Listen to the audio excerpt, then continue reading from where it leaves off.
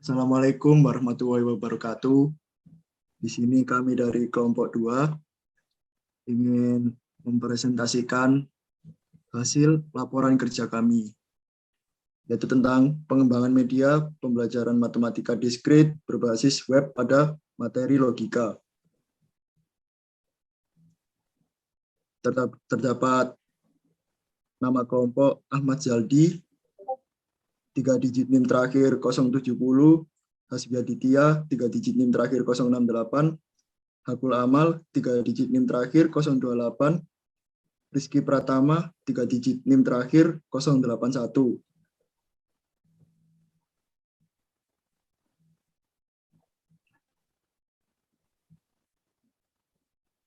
Daftar isi, di sini ada kata pengantar, daftar isi, bab 1 pendahuluan, yang terdapat latar belakang, rumusan masalah, tujuan masalah. Ada bab 2 pembahasan, terdapat definisi logika, tahap pengembangan, tahap analisis, tahap desain, tahap development, hasil, halaman utama. Dan ada bab 3 penutup, terdapat kesimpulan. Yang terakhir, daftar pustaka.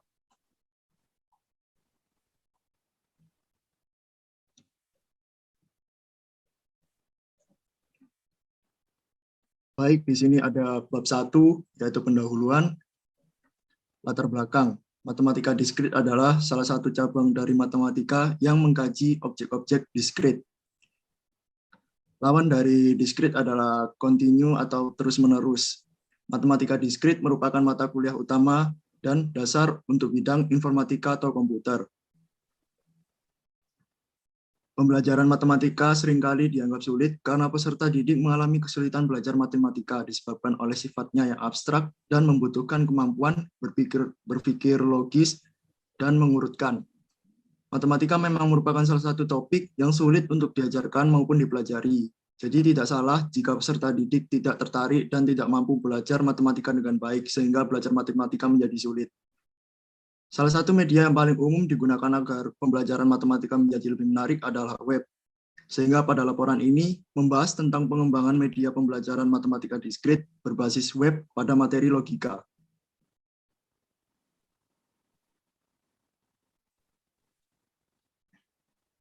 Di sini terdapat rumusan masalah. Ada 2, yang pertama yaitu apa yang dimaksud dengan logika. Yang kedua, bagaimana proses pembuatan sebuah website media pembelajaran matematika diskrit pada materi logika. Terdapat tujuan masalah. Yang pertama, memberikan pemahaman tentang logika.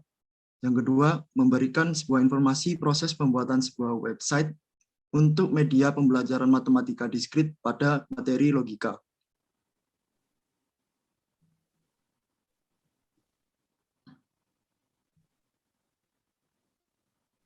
Selanjutnya yaitu bab 2, pembahasan.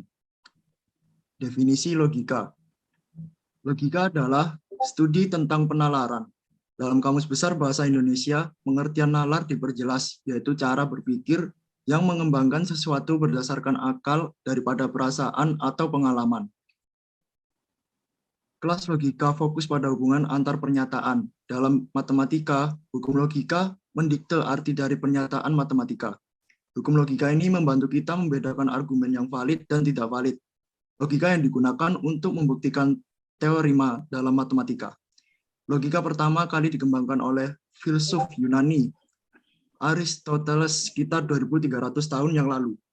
Saat ini, logika memiliki berbagai aplikasi dalam ilmu komputer seperti pemrograman, analisis kebenaran, algoritma, kecerdasan buatan, desain komputer, dan bidang lainnya.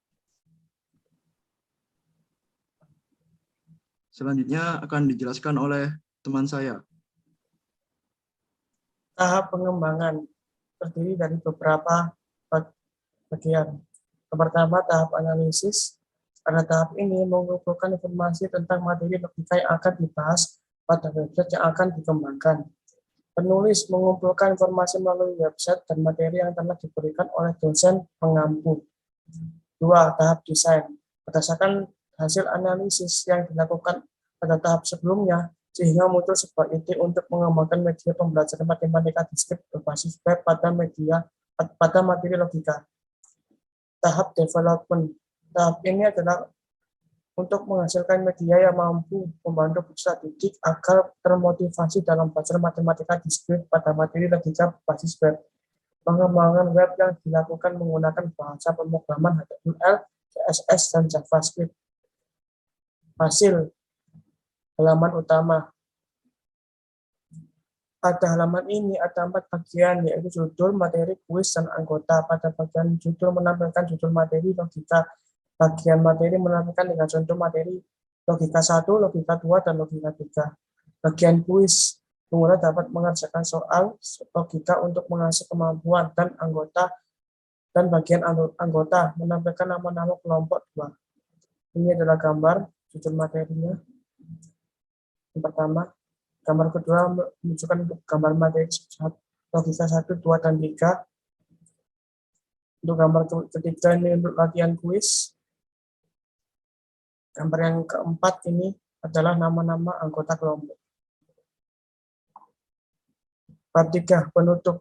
Kesimpulan, setelah membuat web untuk media pembelajaran matematika diskrit pada materi logika, dapat disimpulkan bahwa 1. Pembuatan website menjadi pembelajaran matematika diskrit pada materi logika dikembangkan menggunakan bahasa pemrograman HTML, CSS, dan JavaScript. 2. Website yang dikembangkan berisi tentang penjelasan beserta contoh dan kuis materi logika. Yang terakhir adalah daftar pusaka. Untuk selanjutnya akan dijelaskan oleh teman saya.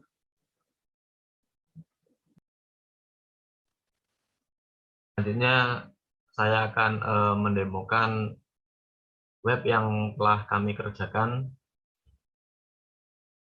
Ada 4 bagian pada web kami, yaitu halaman utama, lalu ada materi, dan masing-masing bisa di-download.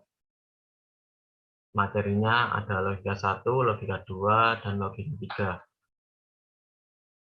Awalnya kami ingin menambahkan sebuah video, tapi tidak jadi dikarenakan internetnya lelet, jadi untuk upload di YouTube sedikit terganggu. Lalu halaman selanjutnya ada latihan soal logika. Kita isi seadanya saja untuk dites.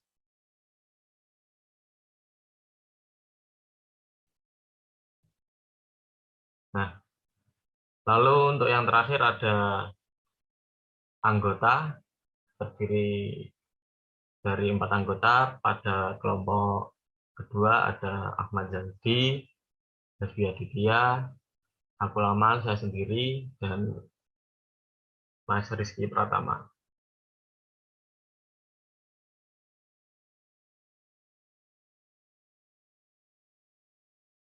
Baiklah, pada sisi selanjutnya, saya akan menjelaskan codingan dari website UAS Matematika Diskrit yang dibuat oleh kelompok 2. Seperti yang sudah dijelaskan sebelumnya, pada website ini terdapat 4 bagian, yaitu header, kemudian bagian materi, kuis, dan anggota.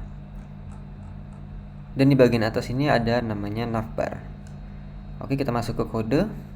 Di sini saya akan jelaskan yang pertama, pada bagian navbar ini di codingan di sini menggunakan tag nav, kemudian di dalamnya dibungkus oleh tag div, yang mana dalam tag div ini ada 1, 2, 3 bagian.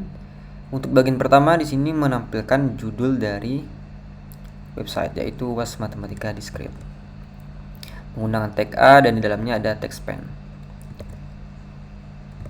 Kemudian di sini ada tag button.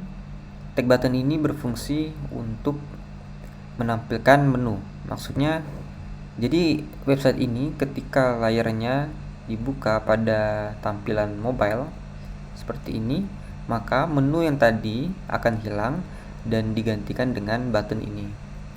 Jadi ini direpresentasikan dengan tag ini.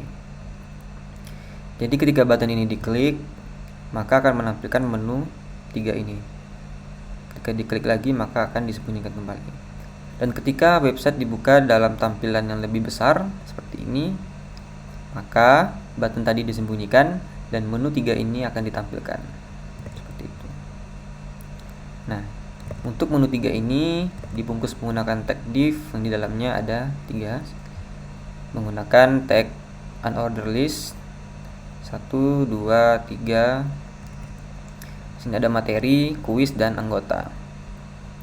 Nah, di sini menggunakan tag A dengan href seperti ini nanti berfungsi agar ketika kita mengklik salah satu dari ini, maka akan menuju ke bagian masing-masing. Contoh, saya klik materi, maka akan menuju ke materi seperti ini. Nah, ini dibuat seperti ini menggunakan tag pagar, kemudian nama materi seperti ini, atau tag pagar kuis.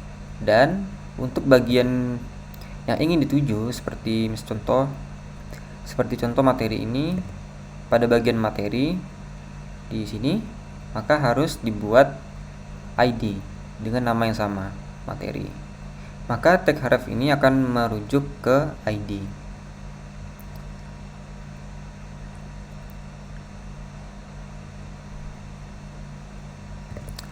Kemudian bagian berikutnya adalah header. Di sini menampilkan judul dan subtitlenya.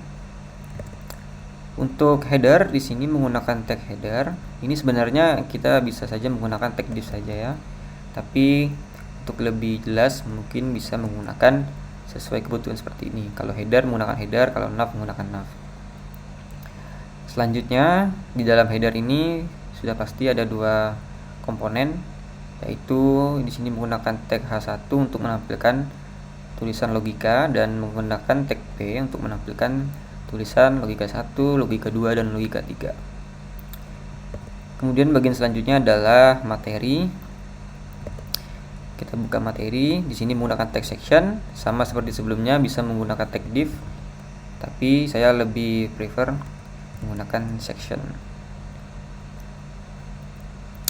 Di dalam section ini ada 1, 2, dan 3 bagian lagi. Yang pertama ini ada judul materi seperti ini, dan seperti yang kalian lihat di bawah ini ada komponen garis, bintang, dan garis. Ini dibuat menggunakan border ya, kiri kanannya border, kemudian tengahnya menggunakan icon bintang seperti itu. Selanjutnya di bawahnya ini ada 3 bagian terpisah. Di sini dipisah menggunakan tag div juga, di dalamnya ada 3 tag div juga, 1, 2, dan 3, dan disusun sedemikian rupa seperti ini. Dan ketika website dibuka dalam tampilan mobile, maka posisi dari komponen ini akan menjadi posisi kolom atau ke bawah, menyesuaikan dengan ukuran layar seperti ini. Dan ketika dibuka pada tampilan yang lebih besar, maka akan memposisikan dirinya dalam baris seperti ini, yang mana di dalamnya di 3 ini yang pasti ada judulnya, dan kemudian ada keterangan di sini, dan ada button di sini. Nah, untuk button ini digunakan untuk download materi. Selanjutnya bagian latihan soal logika. Di sini di bagian sini sama ya, menggunakan tag section. Kemudian di dalamnya ada judul latihan soal logika, kemudian di bawahnya ada keterangannya, dan di sini ada tambahan button. Nah, untuk button ini di sini menggunakan tambahan bahasa JavaScript. Itu terdapat pada file script.js ini. Nah, nanti saya akan menjelaskan di bagian akhir. Selanjutnya masuk ke bagian anggota. Di sini menampilkan anggota-anggota dari kelompok 2. Di bagian sini. Nih. Sama menggunakan tag section, di dalamnya di sini ada judul. Kemudian di sini ada komponen yang bintang tadi, sama ya dengan yang di atas. Kemudian di bawahnya ada namanya card. Di sini ada 4 card, dan behaviornya sama. Ketika pada tampilan yang lebih kecil, maka akan menyesuaikan posisinya menjadi kolom seperti ini, dan ketika tampilannya lebih besar, maka akan menyesuaikan seperti posisi baris seperti ini. Oke, saya langsung coba jelaskan untuk logika kuis. Nah, di sini ketika kita klik coba kuis, maka akan menampilkan soal-soal seperti ini. Ketika kita memilih jawaban, kita klik next, maka akan pindah ke soal berikutnya sampai selesai. Nanti di akhir akan menampilkan jumlah jawaban benar yang kita jawab dari 4 pertanyaan. Dan ketika kita klik coba lagi, maka akan mengulang kuis. Di sini kita buka file JavaScript-nya. Disinilah semua logika untuk menampilkan kuis di sini. Yang pertama di sini kita ada variabel quiz data. Di sini untuk menyimpan array of object, di mana ini adalah untuk menyimpan soal dan pilihan ganda beserta jawaban benarnya. Ada 4 ya, 1, 2, 3, 4. Kemudian di sini ada variabel current question. Jadi ini digunakan untuk memberikan sebagai indeks soal mana yang ditampilkan. Kalau indeksnya 0 berarti soal 1 yang ditampilkan. Kalau current questionnya 1, maka soal 2 yang ditampilkan. Karena dalam programming itu kalau array itu dimulai dari 0, bukan dari 1. Kemudian ada variable answer di sini untuk menyimpan jawaban. Kemudian ada 2 function di sini. Yang pertama ada load question dan reset state. Load question ini adalah function yang digunakan untuk menampilkan soal. Kemudian function reset state ini untuk mereset ketika pengguna setelah menyelesaikan quiz. Saya bahas yang load question terlebih dahulu. Di sini ada variable option.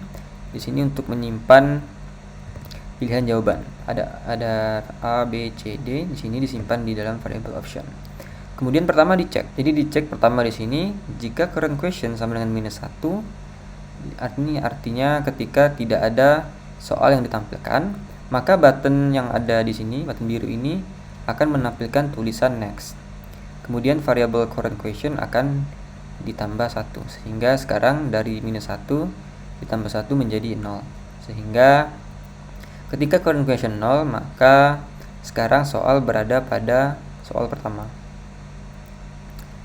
Kemudian di sini ada question element. Ini adalah elemen untuk menampilkan soal di sini. Di sini untuk menampilkan soal. Di sini variable question element akan diberi nilai soal yang akan ditampilkan seperti ini. Quiz data, indeksnya berapa? Karena tadi dari -1 ditambah 1, sekarang berarti current questionnya ada 0. Berarti di sini anggapannya adalah 0. Yang mana 0 itu adalah merujuk pada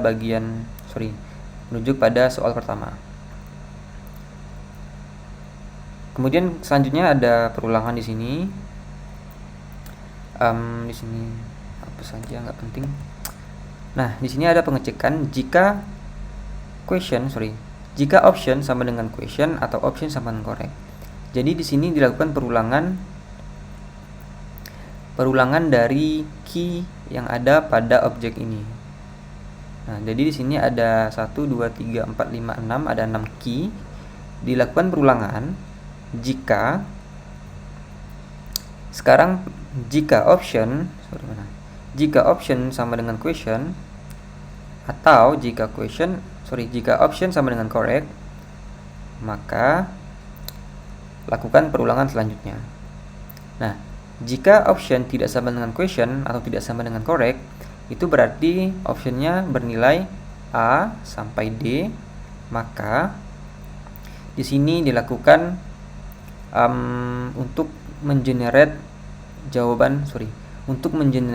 pilihan jawaban seperti ini. Ini di-generate otomatis oleh JavaScript-nya. Seperti yang terlihat di sini, dibuat elemen list ya. Kemudian dibuat elemen input radio bulat ini. Kemudian ada label ya. Ini di sini untuk menampilkan tulisan ini. Nah, kemudian setelah itu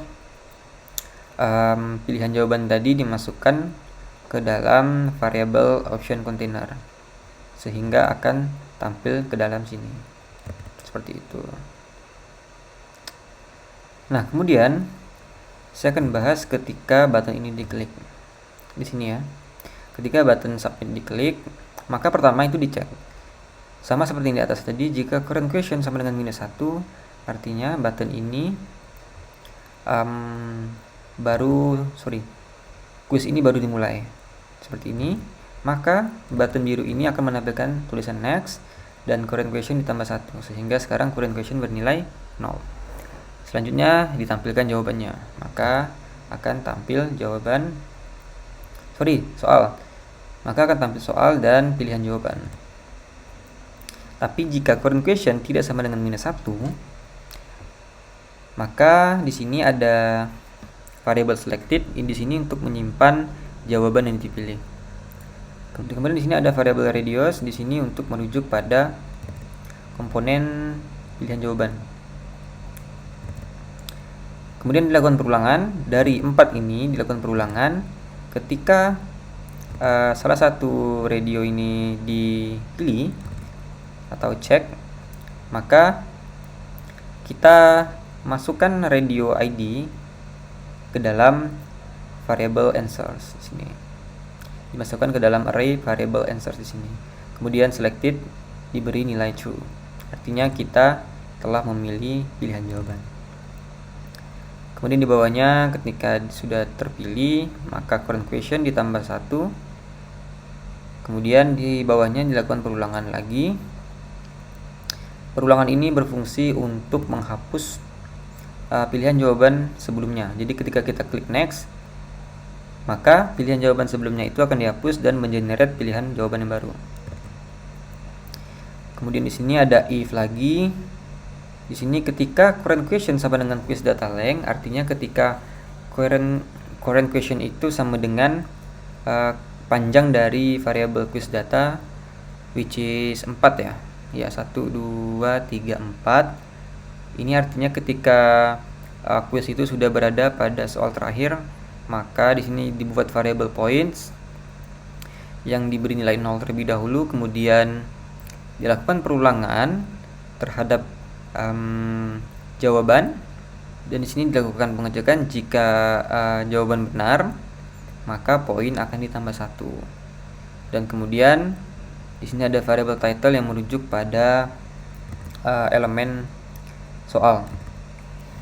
Kemudian elemen soal ini akan diganti dengan tulisan selamat kamu menjawab poinnya berapa. Pertanyaan benar dari panjang soalnya, yaitu 4 pertanyaan. Kemudian current question akan di reset menjadi -1 dan variable answer akan dikosongkan. Kemudian button biru ini, saya coba dulu selesaikan ini ya. Button biru ini maka akan menampilkan tulisan coba lagi seperti ini. Nah, jadi terakhir nanti variable selected akan dikembalikan menjadi false. Oke. Seperti itu. Baiklah, sekian presentasi dari kelompok 2. Saya Rizky Pratama Syarul Ramadan mewakili dari kelompok 2. Lebih kurangnya mohon dimaafkan. Wassalamualaikum warahmatullahi wabarakatuh.